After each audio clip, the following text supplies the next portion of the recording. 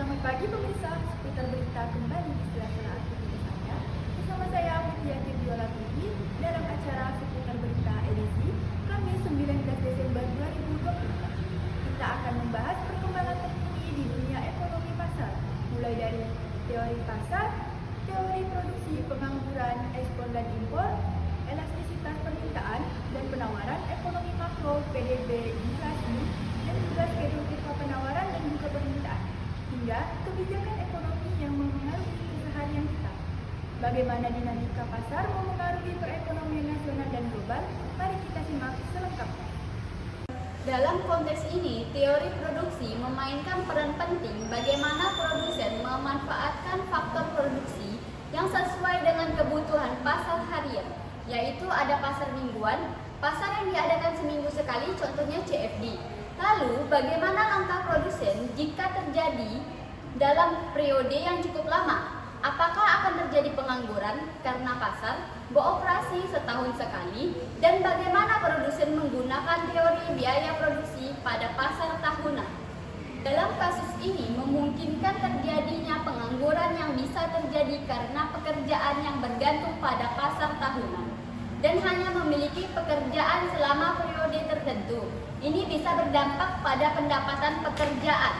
Menjadi tidak stabil, ekonomi yang akan menjadi ancaman kepada pekerja pasar tahunan. Kasus ini dapat diatasi dengan beberapa cara. Diverifikasi pekerjaan, program pelatihan, keterampilan, pengembangan usaha lain. Kemudian, bagaimana produsen menggunakan teori biaya produksi pada pasar tahunan dengan menetapkan harga jual berdasarkan total biaya termasuk biaya tetap, biaya variabel, menetapkan harga jual, mengelola produksi untuk pasar tahunan, strategi menghadapi ketidakpastian pasar tahunan. Pasar berdasarkan jenis transaksinya itu ada pasar konkret, pasar yang penjualnya dan pembeli bertemu secara langsung, contohnya itu pasar tradisional. Ada juga pasar abstrak, pasar yang menjual dan pembelinya tidak bertemu secara langsung. Contohnya ada e-commerce. Grafik kurva permintaan biasanya miring ke bawah. Hal ini menunjukkan bahwa semakin rendah harganya, semakin juga banyak jumlah barang yang diminta. Sementara, schedule kurva penawaran berbeda dari schedule kurva permintaan karena menunjukkan hubungan antara harga barang dan jumlah barang yang ditawarkan oleh produsen. Hukumnya itu ketika harga meningkat atau semakin tinggi harganya, juga semakin banyak jumlah barang yang diminta. Dan faktor-faktor yang mempengaruhi pergeseran kurva permintaan antara lain yaitu pertama, tingkat pendapatan, yang kedua konsumen, yang ketiga harga barang lain, yang keempat jumlah penduduk, yang kelima intensitas, yang keenam kebutuhan ataupun selera. Kemudian permintaan memiliki fungsi, yaitu adalah persamaan yang menunjukkan hubungan antara jumlah permintaan akan suatu barang dan semua faktor yang mempengaruhinya. Hukum ini menunjukkan hubungan bagaimana ketika harga meningkat, permintaan menurun karena faktor-faktor seperti daya beli, keterjangkauan, dan tingkat pendapatan yang dibelanjakan.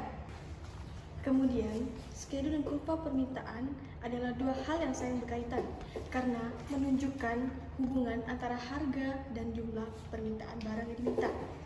Pengertian dari schedule permintaan itu sendiri adalah sebuah daftar yang mencatat hubungan antara harga barang dengan jumlah barang yang diminta. Sedangkan kurva permintaan adalah grafik yang menggambarkan antara hubungan tersebut. Karena penjual dan pembeli tidak bertemu secara langsung, maka dalam hal ini menjadikan model ekonomi yang relevan, yaitu adalah model ekonomi digital atau model ekonomi pasar elektronik, yang dimana teknologi informasi dan komunikasi memainkan peran yang sangat penting dalam memfasilitasi transaksi jual beli. Pembeli dapat melihat berbagai produk yang ditawarkan oleh penjual melalui website ataupun aplikasi. Adapun pasar berdasarkan organisasinya, yaitu pasar persaingan sempurna adalah jenis pasar yang ditandai dengan banyaknya penjual dan pembeli. Barang yang diperjualbelikan itu bersifat sejenis atau homogen. Begitu pula dengan harga barang dan jasa, juga sepenuhnya ditentukan oleh kekuasaan pasar. Begitu pula dengan harga barang dan jasa juga sepenuhnya ditentukan oleh kekuasaan pasar, serta penjual dan pembeli bebas untuk keluar masuk pasar. Kekuatan ini mencakup mekanisme permintaan dan penawaran pasar, termasuk konsep elastisitasnya. Elastis permintaan dan penawaran dari kedua kurva ini dapat menggambarkan sejauh mana perubahan harga dapat mempengaruhi permintaan dan penawaran tersebut. Adapun pasar-pasar yang tidak sempurna seperti pasar monopoli, yaitu pasar yang hanya terdapat satu perusahaan yang menguasai seluruh penawarannya, contohnya PLN dan KAI. Yang kedua itu ada oligopoli, yaitu pasar yang dikuasai oleh banyak toko, tapi jumlah barang yang ditawarkan sejenis, contohnya perusahaan mineral. Yang ketiga yaitu pasar monopolitis, yaitu pasar beberapa produsen dengan jenis barang yang serupa namun karakteristiknya berbeda-beda. Contohnya seperti perusahaan kendaraan bermotor. Adapun pasar berdasarkan organisasinya dapat menjadi dua kategori. Yang pertama, bursa komoditas internasional, Chicago Mercantile Exchange or CME.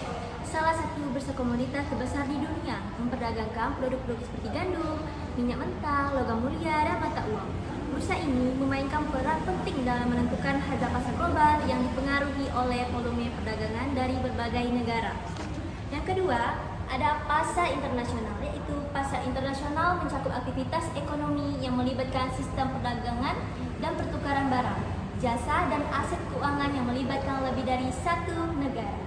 Pasar modal internasional menjadi salah satu contoh dari pasar internasional yang melibatkan perdagangan saham, obligasi, dan instrumen keuangan lainnya di antara negara-negara internasional. Tujuan utama dari pasar modal internasional adalah untuk mempertemukan pihak yang membutuhkan dana dengan pihak memiliki dana berlebih tanpa terhalang batas geografis. Pasar modal internasional memiliki ciri-ciri di antaranya transaksi lintas negara, diversifikasi risiko, aliran modal global. Pasar modal internasional memberikan manfaat besar seperti mendukung pertumbuhan ekonomi global tetapi juga memiliki risiko. Pasar ekspor impor di pelabuhan internasional seperti Pelabuhan Tanjung Priuk di Indonesia dan Pelabuhan Rotterdam di Belanda merupakan pusat utama perdagangan dalam skala besar. Pasar ekspor impor ini berperan sebagai jembatan penghubung antara negara-negara dalam memenuhi kebutuhan domestik dan internasional. Ekspor adalah proses pengiriman barang dan jasa ke luar negeri untuk memenuhi kebutuhan pasar internasional. Contohnya, barang ekspor dari Indonesia meliputi produk tekstil, elektronik, dan bahan mentah.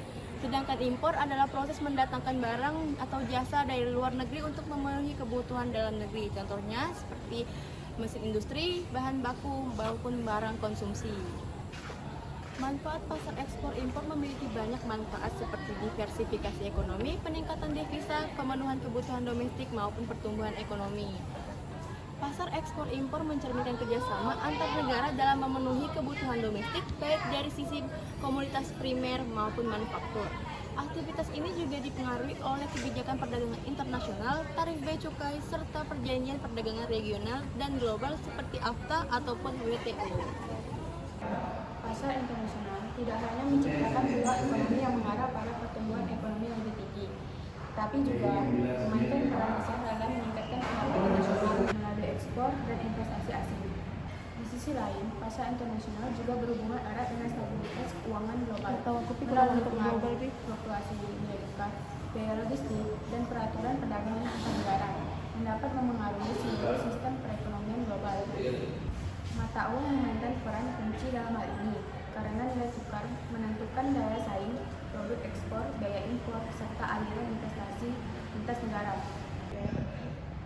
Perubahan nilai tukar yang tajam dapat menciptakan ketidakstabilan di pasar keuangan dan memengaruhi hubungan dagang internegara secara signifikan. Lembaga keuangan dan bank sentral memainkan peran penting dalam menjaga kestabilan nilai tukar. Harga dan kualitas ekonomi berperan penting dalam menjaga stabilitas pasar. Saat harga barang sesuai dengan kualitas yang ditawarkan, konsumen merasa puas, dan permintaan serta penawaran berada pada titik seimbang. Ini adalah kunci untuk mencapai keseimbangan pasar yang efisien. Misalnya di pasar ponsel, produsen yang menawarkan ponsel dengan kualitas tinggi dan harga yang wajar akan menarik banyak perhatian. Konsumen yang merasa bahwa harga sesuai dengan kualitas barang yang mereka inginkan akan terus membeli. Hal ini menciptakan keseimbangan antara penawaran dan permintaan yang mengarah pada harga equilibrium yang stabil. Di sisi lain, jika kualitas barang yang lebih rendah dari harga yang diminta, penentuan akan turun, sementara jika harga terlalu tinggi untuk kualitas yang ditawarkan, konsumen akan merasa tidak puas dan mengurangi pembelian. Kedua kondisi ini dapat menyebabkan ketidakseimbangan yang akan mempengaruhi harga dan jumlah barang yang tersedia di pasar. Saat konsumen mengkonsumsi barang, mereka merasakan total utilitas yang diperoleh dari pembelian tersebut. Total marginal kepuasan tambahan dari setiap unit barang yang dikonsumsi berperan dalam menentukan apakah konsumen merasa puas atau tidak. Ketika harga barang lebih tinggi dari marginal utilitas yang diminta, konsumen akan merasa bahwa barang tersebut tidak sesuai dengan yang mereka bayarkan, yang menyebabkan penawaran, permintaan, dan perubahan harga. Pada akhirnya, kepuasan konsumen mencapai puncaknya ketika harga dan kualitas barang berada dalam keseimbangan yang wajar. Harga yang sesuai dengan kualitas barang akan mendorong konsumen untuk terus membeli, yang pada gilirannya menjaga stabilitas pasar dan mendorong equilibrium harga dan kualitas yang tepat.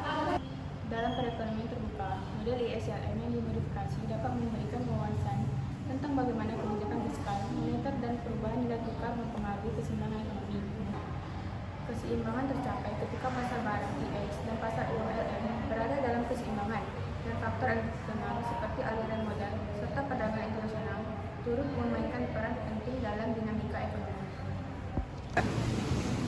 Selamat malam pemirsa, saya Putri Akibiologi melaporkan langsung dari Pasar Flamboyan. Jadi malam ini kita akan menyoroti keadaan pasar. Mari kita simak selengkapnya. Oke, saya di sini akan mengulangi pedagang.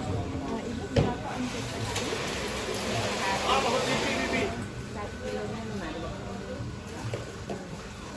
Nggak sampai jam kapan dong? Kita percaya kenapa tuh 50 tapi belum selesai. Jadi pendapatan ibu sehari-hari itu enggak untuk bayar sewa. Nggak cukup lah. Dapat nggak cukup. Saya akan mewawancarai Bapak bagaimana persaingan antara para pedagang di pasar ini.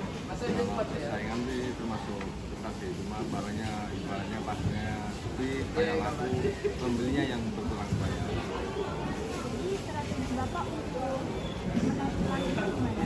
Ya intinya ya kualitasnya harus yang bagus, kalau yang kurang bagus kayak laku lah kalau di sini. Demikian seputar berita pada hari ini. Nantikan berita lainnya di liputan kami selanjutnya. Kami segenap kru mengucapkan selamat Natal dan Tahun Baru bagi yang merayakan. Saya Mutia Kebiola Vivi pamit undur diri. Terima kasih dan sampai jumpa.